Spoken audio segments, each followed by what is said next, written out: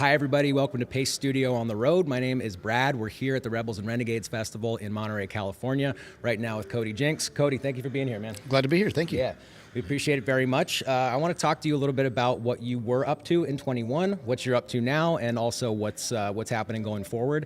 That's the two albums, Mercy and None the Wiser, in 2021. It was fascinating to me that you chose to do a metal record and a country record, drop them on the same day. Can you talk a little bit about what that process was like while you were creating two vastly different sounds at the same time? I'll never do it again. that was creating one record at a time is a tall order, and there's a lot that goes into it. Doing two at a time, in studios side by side, going from one to the other and turning this brain on and this brain on and this brain, going back and forth. It was an exercise, and I was glad to do it because I kind of wanted to see if we could, but I'll never do it again. That, I'll stick to making one at a time, be it country or be it heavier. Well, and also to add to that bill of doing two records at the same time, you've also added having your own record label, Late August Records, as if two records at the same time weren't enough. So you had to throw that into the mix as well. Yeah, I need to learn how not to be busy. Yeah, to say no sometimes. Yeah, to just stop working for just a minute. I can't do that though. It's better than the opposite problem. No, it's great. I wake up every day on fire, and I go to bed every day dreaming about the next day. And I have big dreams, and I've always had big dreams. And with Late August Records, it's something that, it was an umbrella for me many years ago when I started it just as an independent artist, started my own, have to get the LLC and, start doing the DBAs, and now it's grown into something to where, we're seeing people going, well, I want to do that too. It's like, okay, well, you can do that. Yep. And we have some things coming up that are really exciting. Yeah. And I can tell you that. That's about it. We got some really cool stuff happening. Okay. Cool stuff for Cody Jinks, or cool stuff with just artists on the label in general? Or are you just playing that close to the best at the moment? For both. For both, really. My idea is to take younger artists and try to help them develop and not have most of their publishing stripped from them, and not have most of their their masters, residuals, royalties, whatever you want to call them, stripped from them. Like, there's a different way to do things. People can make money in this business without absolutely fucking people over. Yeah. And I'd like to find artists and foster hard work and honest work and getting on the road and grinding. That's what we did, and we stayed true to ourselves, and we never gave anybody anything. We've worked really hard to retain all that we have. So helping younger artists do the same thing. Well, that's great that you're giving people that opportunity. I mean, it takes a particular perspective that you have as a seasoned traveling road warrior, hardworking musician that, an executive might not have that hasn't done it. I feel like a lot of people treat business in general as this zero-sum game where it's like, in order for me to get mine, I've got to grab yours, which isn't necessarily the case. There is a way to do parallel revenue streams and help everybody, and that's the only way that anybody, I feel, wants to work with people in the future, instead of just, do one deal, steal from the other guy, and then, it's a one-off, and no relationship develops that way at all. No, it's a here today, gone tomorrow business. And, unfortunately, in this business, there's when you look at a male artist They say you're going to, be in your prime from, your late 20s till you're 45, and then you're going to fall off. And for a female artist, they'll tell you, and everybody knows this. This is not anything new. You got about from early 20s to about 35, and then, you're going to dip, and everybody's careers go up and everybody's careers go down.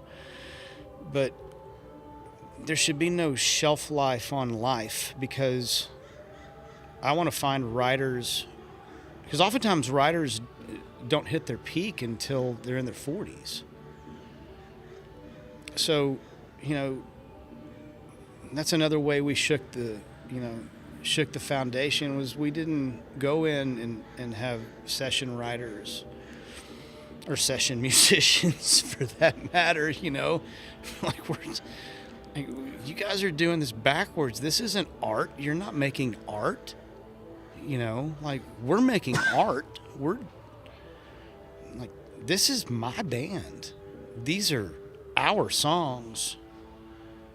It doesn't seem that outlandish to me, but to most of the music business, they're sitting there going, "What?" Yeah.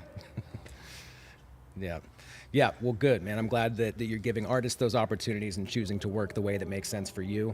And we got a chance to talk a little bit offline about the space, the environment that you created Mercy and None the Wiser in, which sounds like, I've never been. I know Juan's about to go there in a couple of weeks, to Sonic Ranch out in Tornillo, Texas. Can we talk about that environment and what it adds to your music and how it just contributes to everything that you do?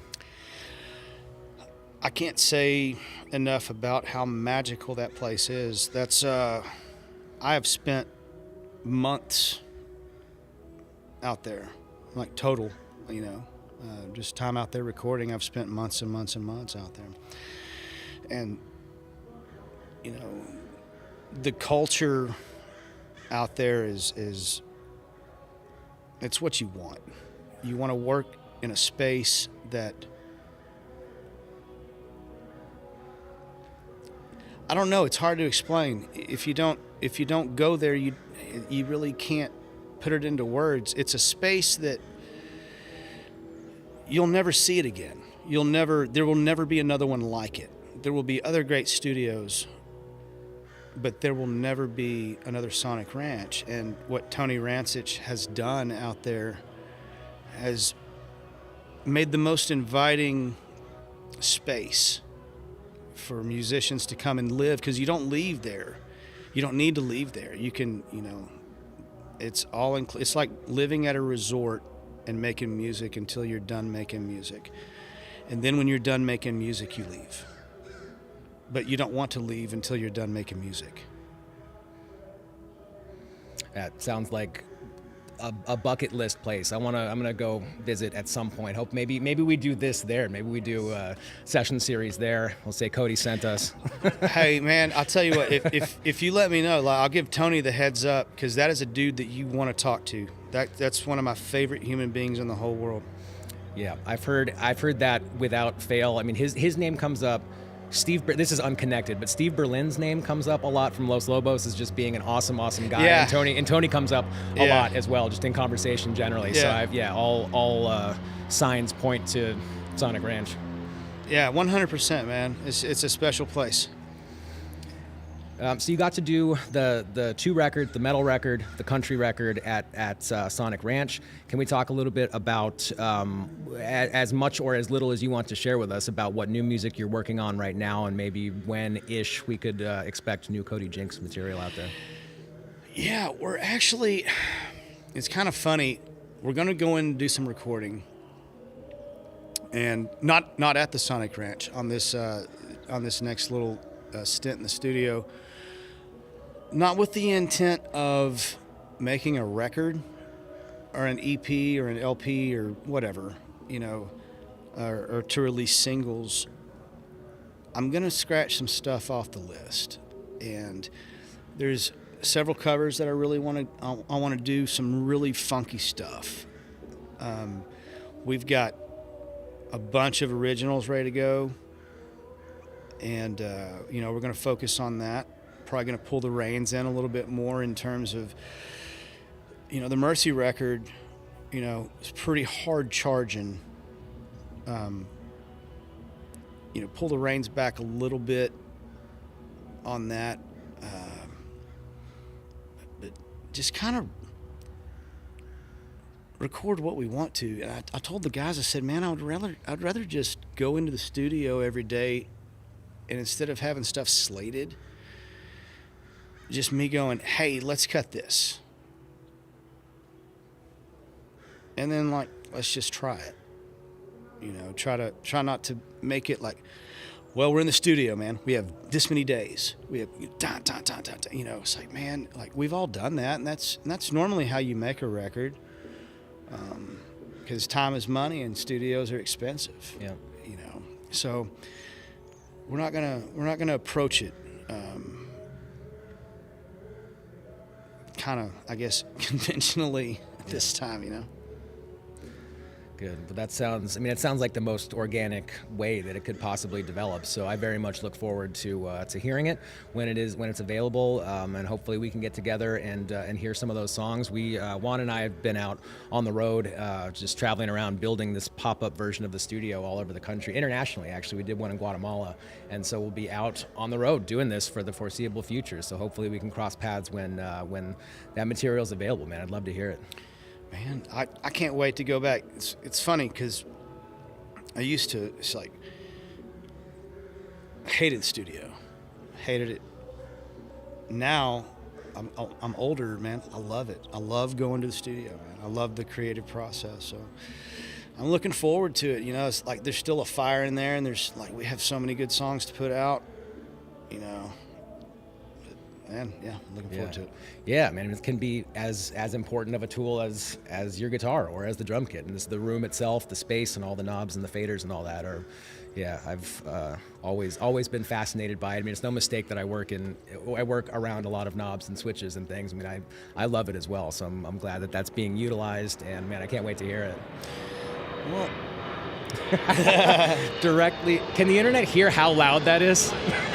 Yeah, no, I mean, it's kind of cool though, because we're right, you can see just like the bellies of the plane are just like right there, like, and sometimes they're big and sometimes they're small, but no, it's cool, man. But yeah, you know,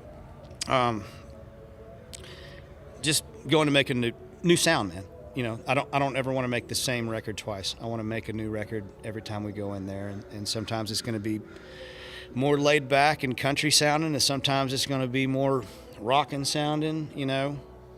But that's just what we are, man. We're an American band. Yeah. Yeah, and that's, I mean, this is an American festival. We're bringing the hippies and the cowboys together, right?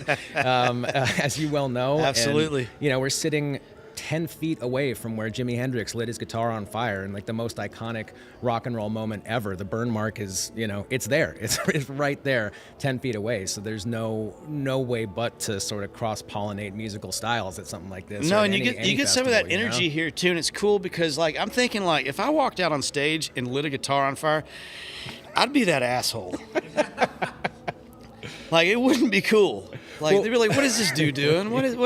No, don't, no." When Jimmy did it, was freaking awesome. But we were watching that last night, and you know, standing here feeling the vibe, and a lot when they cut back to the crowd, people are like, "Wait a minute!" I feel like it probably took a while before he became awesome for having done it. I think a lot of people there at the day were like, "What the fuck is this guy?" Well, it was probably one of those things where like people were looking at it, and going, "What?" But then like 5 years later, it's like, "Oh no, I was there, man. I was there. It was awesome." You know?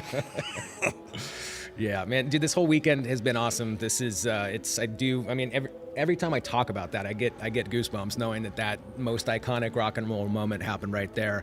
And I'm having a great time. I'm looking forward to your festival set, which is tonight. You're headlining, and I very much look forward to it. Thank you for being here and chatting with us today. Hey, we're glad to be here, man. Thank you so much. Appreciate your time. All right, thank you, Cody. Yeah, man.